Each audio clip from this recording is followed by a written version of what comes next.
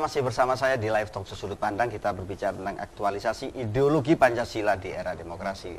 Tadi kita sudah berdiskusi banyak tentang kenapa kemudian Indonesia menjadi kayak begini, karena kita semua bangsa Indonesia lupa terhadap dasar negara kita, Pancasila. Tapi sejelek-jeleknya bangsa, tetap ini adalah bangsa kita harus mencintainya, sehingga keruwetan yang terjadi itu ya harus kita udari. Ya. Kira-kira apa? Saya akan berbicara, Mas Bambang, kira-kira dari mana kita harus memulai menanamkan kembali nilai Pancasila dan menjadikan bangsa Indonesia ini sesuai dengan yang dikehendaki ideologi negara kita. Ya.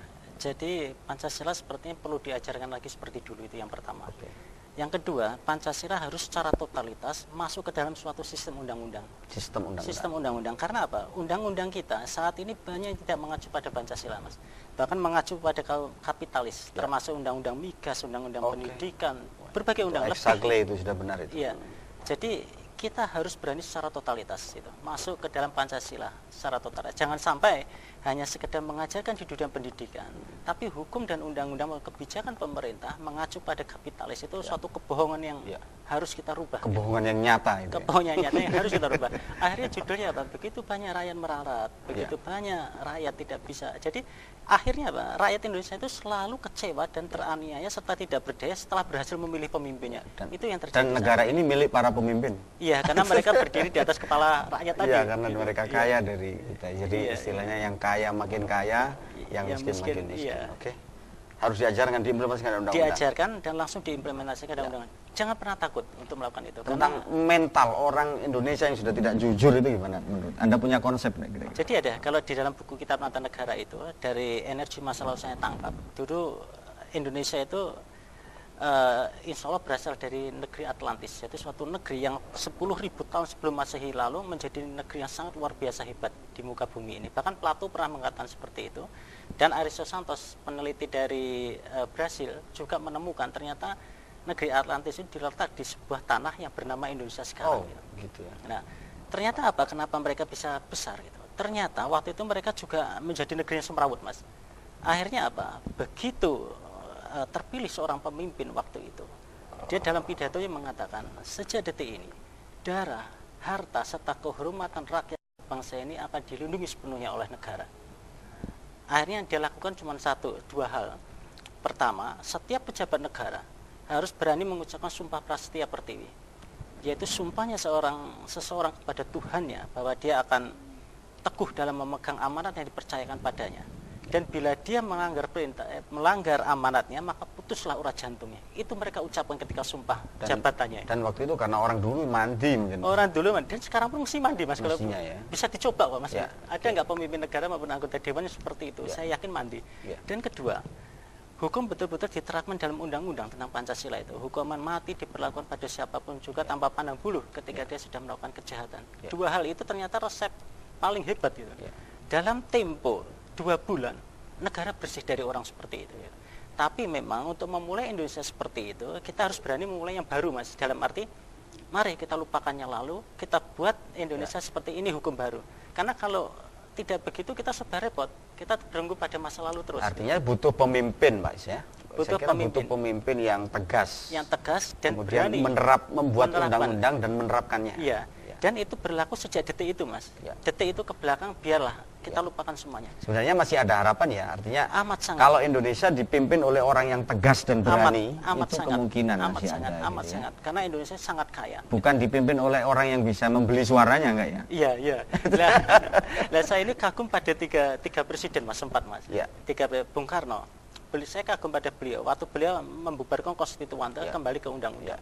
Kedua, Pak Harto waktu itu, beliau siap untuk turun gitu, meskipun dengan berbagai isu kejahatan beliau siap turun ketika Indonesia dilanda. Berhenti. Ketiga, almarhum Gus Dur, beliau sempat berani membubarkan anggota dewan Parlemen itu dan parlemen, Partai Golkar meskipun waktu itu. akhirnya beliau harus jadi apa, Ya. terlindas oleh Demi konstitusi. ya orang-orang yang memang tidak saya yakin tidak punya sapa. nasionalisme yang Jadi, tinggi, saya yakin gitu. Baik, oke Mas Bambang tadi. Iya penelpon tadi ya. Ya, bagaimana Anda? Jadi begini, kalau kita mulai sesuatu yang baru, Mas, bukan berarti kalau hukum ini yang saya katakan tadi diterapkan lalu semua dihukum mati. Itu bukan seperti itu, Mas. Jadi kita harus berani memulai sesuatu yang baru saat ini. Kita lupakan masa lalu dan kita mulai masa sekarang dan ke depan dengan hukum yang baru. Kalau yang masa lalu ada korupsi, sudah, kita perlu keikhlasan kita semua. Lupakan saja, setiap orang kan akan menanggung akibatnya, paling tidak sama Tuhan ya gitu. Jadi kita lupakan saja, energi kita tidak terbuang ke sana, uang kita juga tidak terbuang ke sana. Saat ini begitu banyak dana tercurah untuk hal yang masa lalu, Mas. Yang menyelidiki ini, membentuk komisi ini. Sedangkan korupsi jalan terus, akhirnya kan tidak efektif. Mending selesai ini sudah kita mulai babak baru, kita buka lembaran baru, kita terapkan hukumnya seperti ini. Itu baru sangat efektif. Butuh keberanian seorang pemimpin untuk seperti itu, dan pemimpin yang dipercaya oleh rakyat. Dan pemimpin yang dipercaya. Problemnya kan mencari pemimpin di Indonesia menjadi masalah sekarang dengan berbagai macam. Jadi demokrasi sila keempat kita, kerakyatan yang dimiliki oleh kebijaksanaan dalam permusyawaratan perwakilan itu kemudian tidak dijiwai gitu kan Pak, oleh persatuan, kemanusiaan dan ketuhanan apalagi. Enggak boro-boro mencapai keadilan sosial kan begitu, Mas? Ya, jadi memang suatu saat saya yakin pemimpin itu akan muncul. Ya. Bangsa ini hanya bisa besar kalau dipegang oleh seorang pemimpin yang bertangan besi tapi berhati suci, Mas. Ya. Bertangan besi berhati suci. Tegas, tapi hatinya penuh kasih sayang untuk rakyatnya. Gitu. Jadi dia bisa membedakan kapan dia harus tegas dan keras, kapan dia harus berkasih sayang. Dan tidak peduli dengan nama baik dirinya. Sangat tidak peduli, karena nama baik dirinya itu tanpa dia peduli kan sudah baik sendiri. Tidak perlu diperjuangkan. Tidak perlu. Karena akan mengikuti gitu, akan mengikuti. Ya. Kayaknya falsafah yang genuine Indonesia jarang dipahami oleh anak-anak muda ya, Mas. Iya. Memang jarang difahami karena memang kita itu kadang-kadang kurang bangga, Mas, dengan falsafah diri sendiri, karena mereka merasa kuno itu. Padahal barang siapa tidak menjadi dirinya sendiri, tidak akan menjadi besar dirinya. Jadi bangsa yang besar ada bangsa yang mengimani ideologinya. Amerika begitu mengimani liberalisme, dia besar. Cina, RRC begitu mengimani komunismenya, dia jadi bangsa yang besar. Tapi Soviet apa? Bangsanya besar ketika Gorbachev tidak mengimani lagi komunismenya, dia glasnost perestroika hancur. Indonesia seperti itu. Indonesia tidak ketika mengimani, Pancasila ditinggal, pasti maka hancur. jadilah seperti Pasti sekarang. hancur. Baik, Mas Bambang dan Pak, ini kita akan lanjutkan diskusi, dan para pemirsa kita akan segera masuk ke segmen terakhir. Baik, Anda masih tetap bersama saya di acara Live Talk Show Sudut Pandang. Kita lagi membahas tema tentang aktualisasi ideologi Pancasila di era demokrasi, dan para pemirsa kita masuk di penghujung acara kita karena waktu juga membatasi kita. Tapi sebelum kita menutup, saya ingin mendapatkan closing statement, Mas Bambang.